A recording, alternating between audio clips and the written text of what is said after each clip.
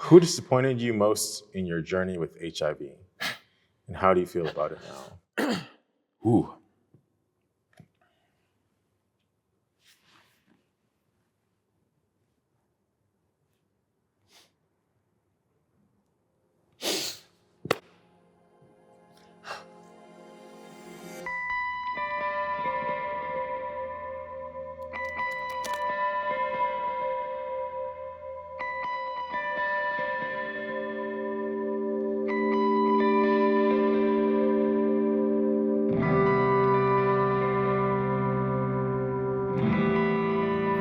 All right.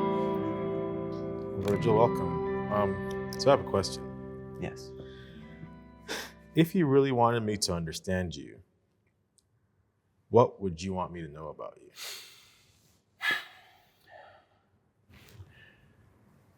First off, I am a single father of 2 small children, and I don't take that lightly because I was raised with a broken home, and I give my all to what I do, through my diagnosis, through the fear and stigma of, telling people, yeah, I'm HIV positive. It is something that I've had to grow into to become a voice for those that don't have a voice. When it comes to being a healthcare provider, Yeah. what is something you think I'd be surprised to know about you? Huh. That's a great question. I think one thing is, my motivation for going into infectious disease and HIV as a specialist is one that actually comes from a family member of mine, in part a family member of mine, being diagnosed and passing away from the virus. I think they'd be surprised to know the proximity of the impact that HIV has had on my own family, Yes. my own immediate family. I know that impact is real. It's impact that's persisted long after this person has been gone within our family, and we continue to deal with that fallout. And so they'd be surprised to know that there's a personal connection to the virus and it's the havoc it's caused in my own life as well. Yes. Thank you. Yeah. What has been the hardest part about HIV treatment for you? And did you raise these concerns with your healthcare provider? Yeah. At first, being diagnosed in a rural community, lack of resources, lack of empathy, Yeah. lack of understanding, even from a doctor standpoint, because I wasn't dealing with an infectious disease doctor. I was dealing with just general practitioners. Yeah. And when you go to have, because you have a cold, and you go in to get that done, and they look at you, well,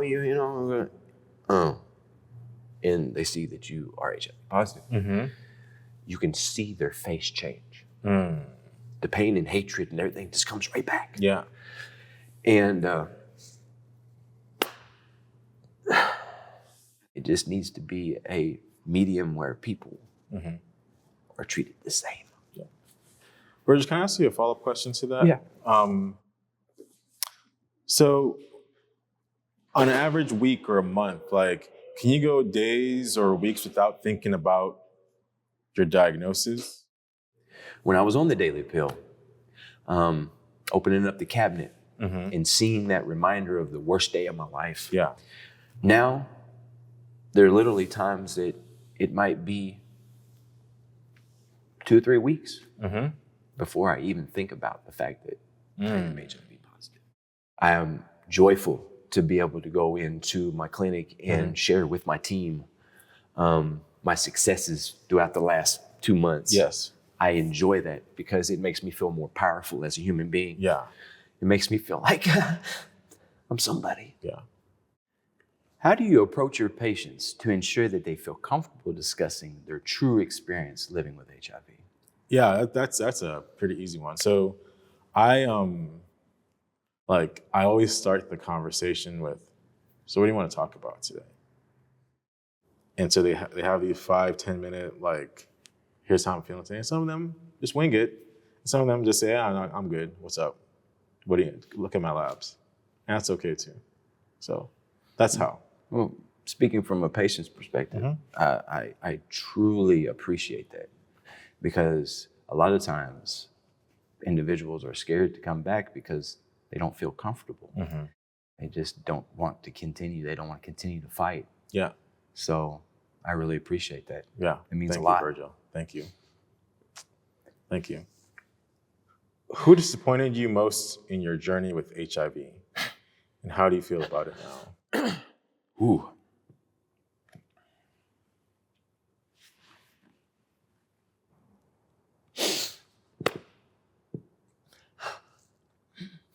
My mother.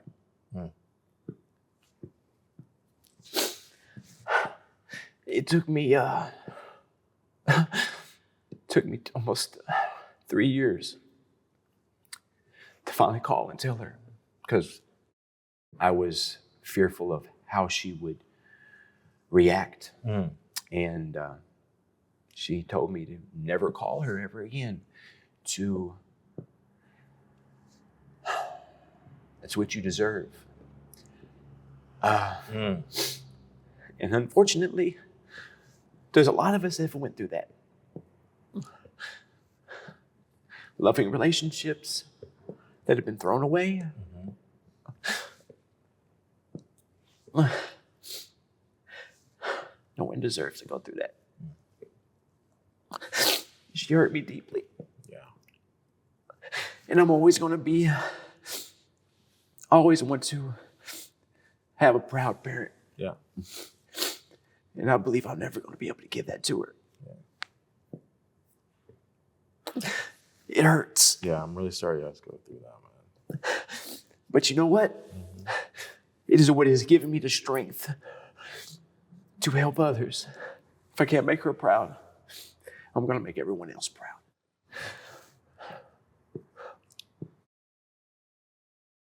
I want people to see me for my successes, for who I've became. And by the way, I have HIV. Not the other way around. Yeah. Yeah. Well, thanks so much for sharing, man. And it's tough. And all right. What do you believe people often misunderstand about people with HIV? And why do you think they do? So they don't know that if you have a good relationship with your support system and your clinician and all that, that it really kind of starts to kind of fall in the rank or priority in your life. Yeah. And that you get to live and thrive and be. And they don't know that the meds allow it to be so. They don't understand any of that. Right? Definitely don't. And so their view is like, I'm going to work every day looking at a bunch of people that are on the verge of death. Perhaps framed by the historical, the history of HIV and the bad old days, as a lot of our more experienced clinicians call it. I understand they don't have that perspective because they don't do what I do for a living, but at the same time, it's a gross misunderstanding and detached from the truth. What do you feel is often left unsaid between a patient and their healthcare provider? And why do you think that is? Most of HIV patients, majority of them, have went through a hard life. Either broken homes, broken relationships, addiction, mental health. So I think that conversations between a healthcare provider and a patient should be a little bit less generic and less cookie cut and more personal, instead of just being this kind of like sitting in front of a judge, fearful and trying to impress and straighten your tie up. It's just something that is important to me to know that they don't judge. And they treat me as an individual instead of this statistic. Just more creative. Absolutely. That's awesome. What is one experience you wish you never had in your line of work, and why? Oh, well, it's the experience of the end of going to patients' funerals. When the service is over and people, family members are talking to each other, I always have to just walk out the back door.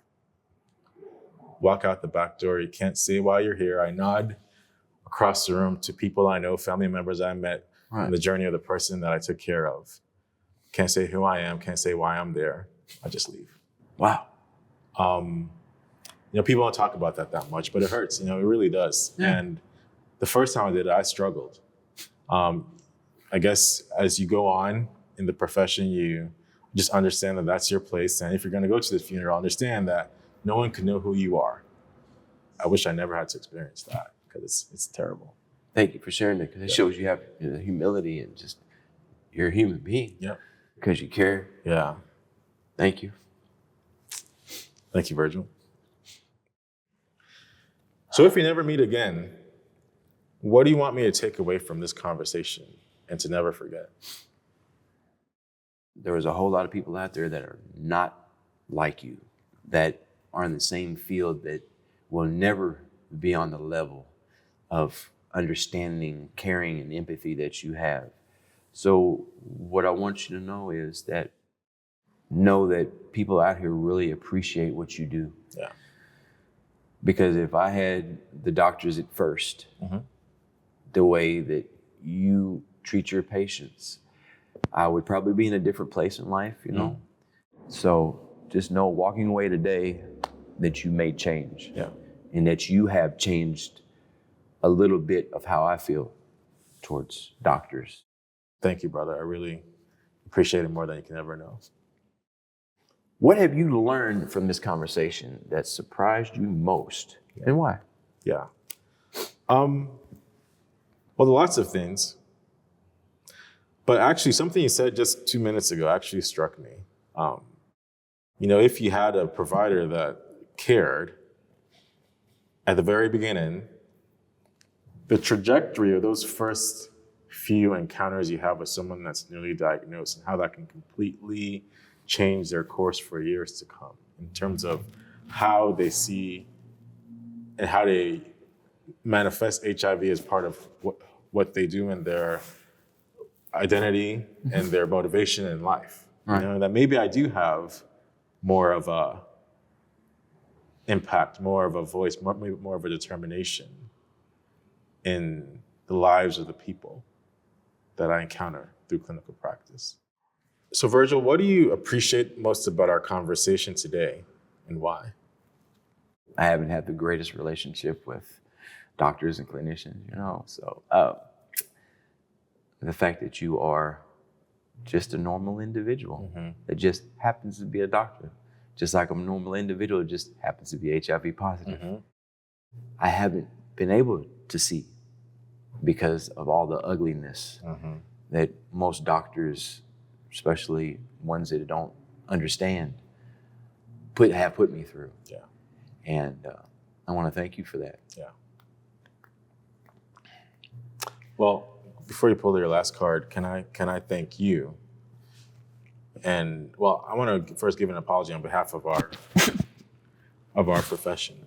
I mean, by and large, I work with people that I admire in terms of the care that they give and how much they care. They care every bit as much as I do, I believe. But I've also seen those, like anything else in life, who just don't get it.